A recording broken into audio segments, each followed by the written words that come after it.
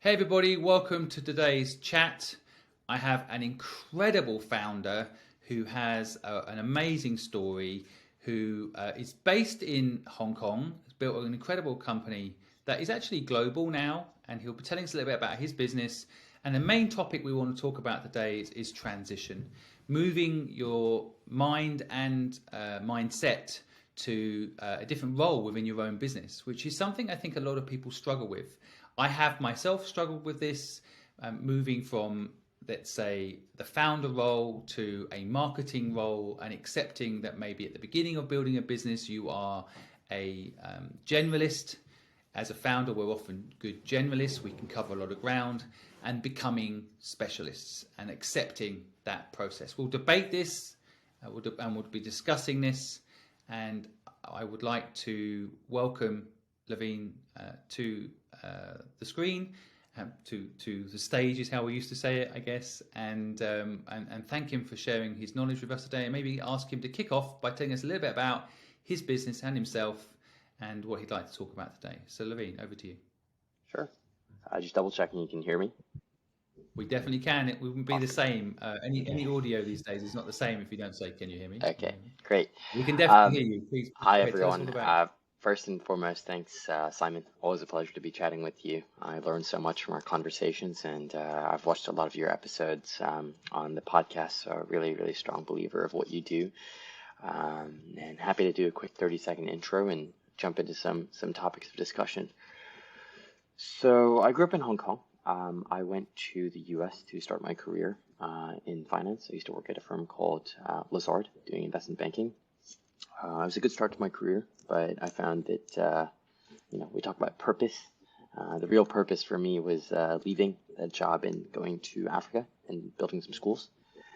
And when I was 23, I had left Wall Street. I had like $1,000 of savings left after traveling the world for about 6 months, and really just absolutely amazed and mystified by how beautiful education is in terms of an impact creator for economies, for individuals, for enterprises, and really just for communities.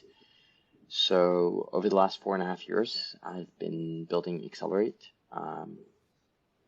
It's a education to employment platform that's all about solving the human capital and skills gap in cutting edge areas that are related to the future of work.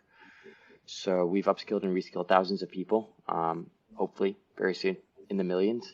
But the key thing is millions of people are losing their jobs. Millions of people are needing to get into new roles.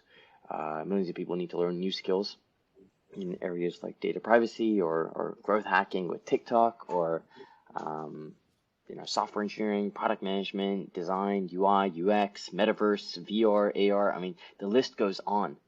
And most of the world is really just not ready, especially in Asia, from a talent and a human capital and an education systems standpoint. So we're a platform that's trying to solve that and accelerate the human race by accelerating education systems.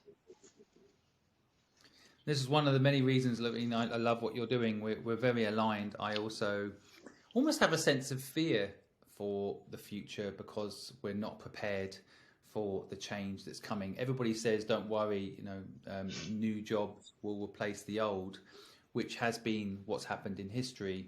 But I think it's such an advanced change now that we need to be a more advanced system for training people for that change, and give people the tools they need. And education is totally broken, not prepared at all. I've got a 4-year-old in school right now, and it took me 2 years to find a school that I think is thinking a little bit ahead and giving my son what he really needs, as opposed to just following what was built 100 years ago, to make Yeah. you a good factory worker at Ford. Yeah. Yeah. So And it's I think a key thing of what we're doing is really focusing on, oh yeah, you can learn stuff, but how can we get you jobs at top companies, right? Like Google's and Microsoft, but cutting edge companies in blockchain or fintech or what have you. So connecting learning to what the industry needs, right? right. Connecting learning to where the jobs are, where the outcomes are, making it fun, making it exciting for you to build projects, so Yeah. that you become marketable and you can stay ahead in a Web3 future of work world. Yeah. And this is the only area where we slightly differ. I mean, I want people to work for themselves. I want people to not work for someone else. But I think that the two can coexist. I think there will always be companies and there will always be jobs for people in companies. I do think it's a diminishing space, which is probably why they need more training to be able to get access. So I see room for both, but I'm a big advocate of, don't work for someone else, work for yourself, work with people. Like I work with companies, and I love that. But I do think that I want everyone to have informed consent. Everyone have the ability to start their own business if they can. But anyway, I think what I love the way you think. Now, I really wanted to get into this particular subject, that is transition subject. And I know it's something, as a high performing founder, someone that's built a really successful business, I wanted to hear, your view, and like, what is the difference, for example, this is a question our audience asked, between a founder and a CEO, and talk a little bit to that. Yeah. And it's two very, very different roles, and it took me by surprise. So that's why I'm really glad that we're having this conversation. You almost have to completely change your identity, change how you spend your time, change your sort of mental headspace, change how you, communicate to the organization. But in very simple terms, right? Founders are anywhere between 0 to 5, 10, 15 people, and you're finding product market fit. You're figuring things out. You're very generalist, and if something happens with the server, you're the one that goes and fixes it. If one of your websites is down, you're gonna go over to your engineer and hey, what's going on? When you start to scale, so we scaled really fast last year from 15 odd people to close to 45, 50 people in multiple jurisdictions and multiple locations. And we continue to scale really fast. Suddenly, the role and the way you spend your 24 hours in a day doesn't work. Suddenly you hit a wall. Suddenly you have to reinvent everything about yourself. And it's not something that you can really learn from a book, and it kind of just slaps you in the face one day and you're like, you're doing too many things that a founder would, which is new opportunities and new panels and new conversations and new partnerships and new whatever, right? All the exciting things that we all love, right? As founders. And I know you and I have talked a lot about this, but as a CEO, you have a machine that's working. And so your number one responsibility is to remove all the obstacles that prevent it from working better, as opposed to figuring out 5 new machines and new ideas and all. And that's really hard. I love getting involved in new things. We all have shiny object syndrome in some way. We love getting excited about new courses, new products, new locations. The new isn't something you can afford to do as a CEO, right? You have 50 staff, you have people's salaries, you have, careers to build for people. You have to think differently about culture. You have to build about a leadership team, executives, like recruit a COO, recruit, VPs, think about comp structure, think about, succession planning, think about, as a CEO, single point of failure, the machine you have, what could cause it to break. And I would have to say I'm still learning. I'm trying to learn as fast as I can how to be a much better CEO than a founder, because we have those tendencies, right? No matter how big the company is, to get too excited about too many things and build new machines. And I guess what I've learned, the number one thing is it's more about saying no to things than saying yes to things, the difference between founder and CDO. Yeah, and I think sometimes a lot of people that are founders or CEOs, I have been in the 19 companies I've started, I've given myself that title 12 times. So it totally, almost feels natural to say I'm the founder and CEO. What's interesting is that I interviewed Ben Francis, who is the founder of Gymshark, which is now a £2 billion company. He's very interesting because he said, look, I got the company to a certain size, and then I realized that there was someone that would be better at being a CEO than me, and so he brought someone else in. I mean, the Google founders did this as well. They brought in a CEO, right? And of course, Mark Zuckerberg is famous for not doing that. He's like, business called a CEO bitch or something, right? Like, it's kind of sticking it to the man, which is ironic because I think he is the main man these days. But the point I'm trying to make is that transition can come in many forms, can't it? It can be that you recognize in yourself that perhaps you shouldn't be the CEO.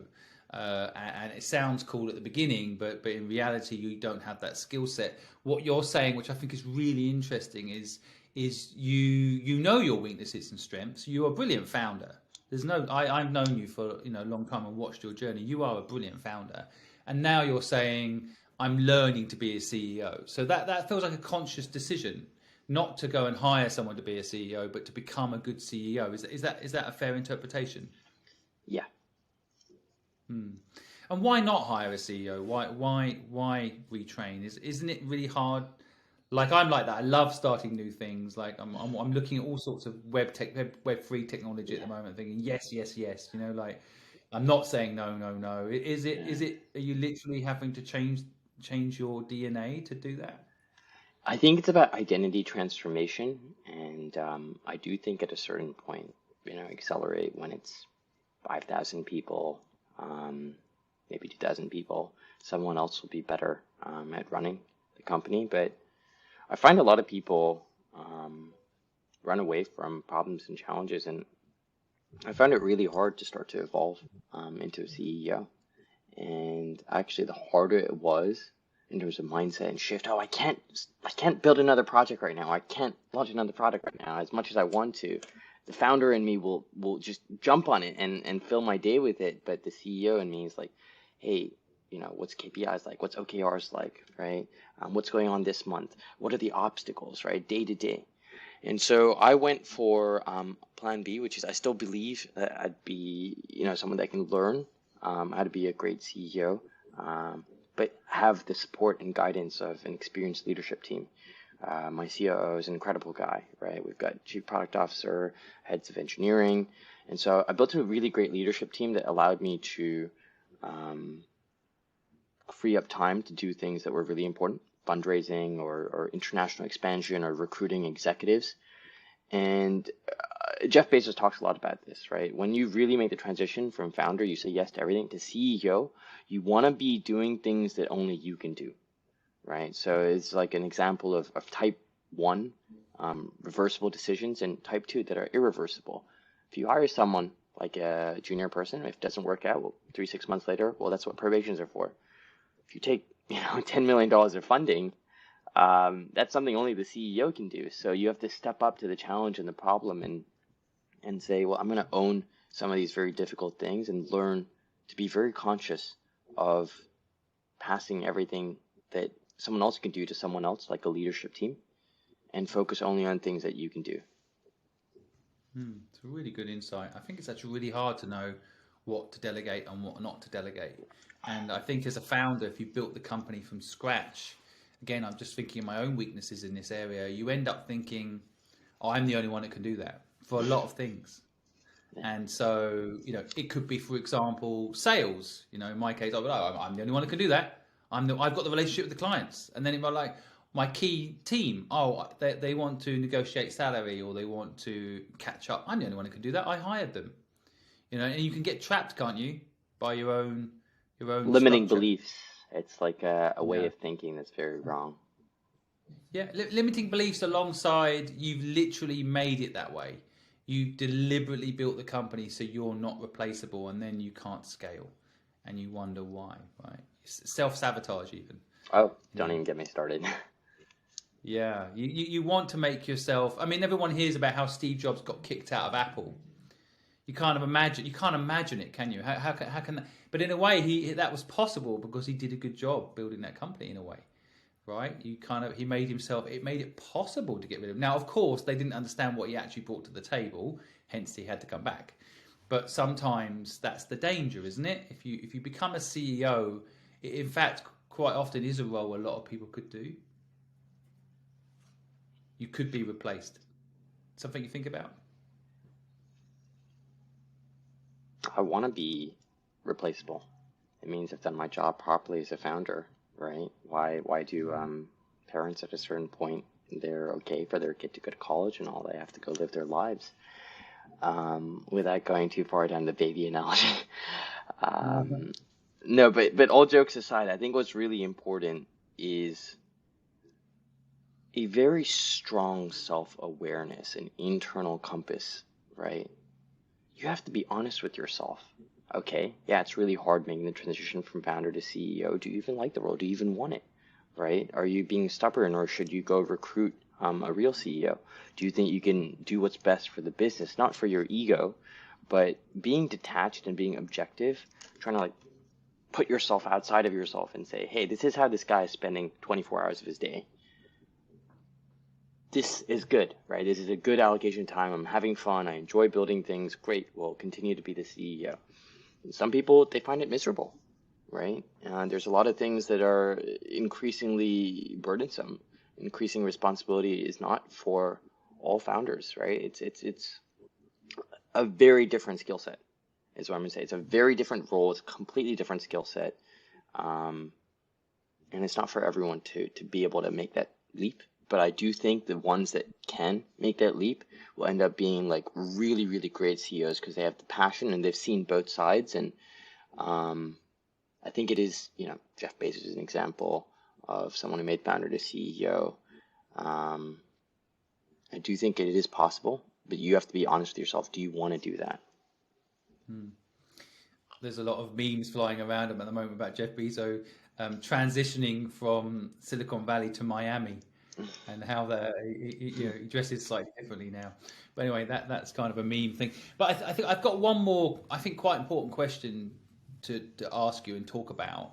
And then what I'd like to do is move over to Discord, and anyone that's got a question there can come up on stage and ask. So if you've got a question about this subject or transition, and we'd like to discuss it, or you'd like to, and just ask a question about it, put up your hand now, and then I'll bring you up on stage. But just we asked our community things they wanted to know about this subject of transition and your experience. And one of the things that came up from a lot of people is, how do you prioritize your mission and business goals? I mean, I feel you're touching on it a little bit there. What you're saying in your last comment was this concept of like the business mission is more important than your ego, right? The business goal and purpose is bigger than your personal need for power. and that's when you've got a real purpose, right? That's kind of mission-driven leadership key. But how do you decide, how do you prioritize the mission and business goals? How do you think about those things as a CEO?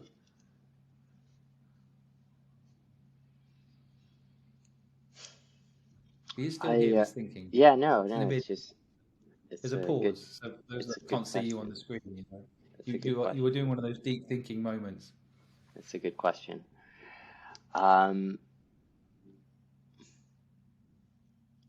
I think too often people get really focused on self-improvement or little incremental improvements, right? In a company, for example, let's focus on growing sales 5% this month, growing profitability by 50 basis points next quarter. And I think that's really, really important.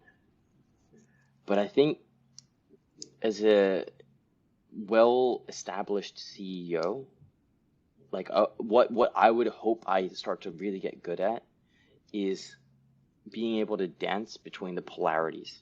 Okay, so what do I mean by that? In one moment, I have to be able to talk to an investor and say, you should invest 10, 20, 30 million dollars with us because we're going to change education forever. Vision, markets like Australia, Singapore, teams, rollouts, platform, product roadmap. And I need to be able to, without a second's hesitation, if they pull up a model, or in my next meeting, someone in my marketing team says, hey, what do you think about this ad copy and the way we phrase these last 3 words? Micro, right? So in any given moment, I need to be able to dance between the two polarities, macro and micro, right?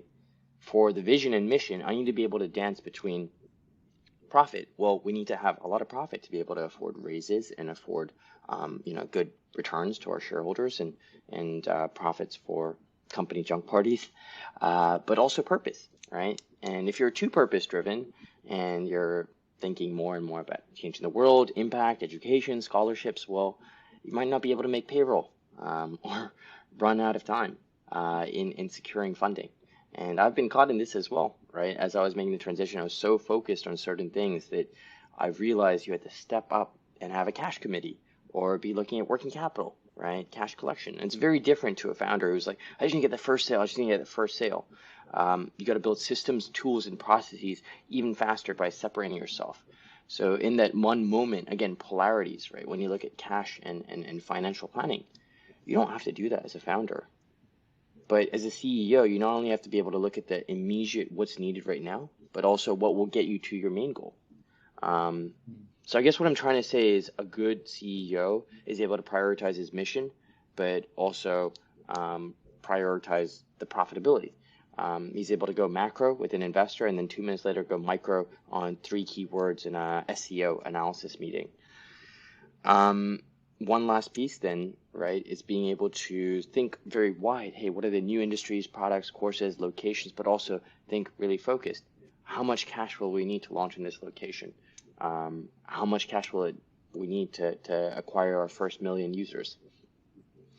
Being able to go wide and deep, being able to go macro and micro, being able to think that purpose and profit. It's this dynamic polarity that the opposite. I think that's what really great CEOs do. They're great listeners and they're great talkers on a TEDx stage, right? So I guess that's kind of what I'm thinking. Does sound very similar to a great founder, though. Yes and no. Do you know what? I want to ask you a few questions about this because it opens up another can of worms. Let's jump over to Discord and carry on this conversation, and then see if anyone wants to come up and add their 2 cents in the Discord community that's waiting. So I'm going to stop this recording. Anyone listening can now jump over to Discord, and if you're not in our Discord community, you definitely should be, and we'll be debating this further. So we'll see you there.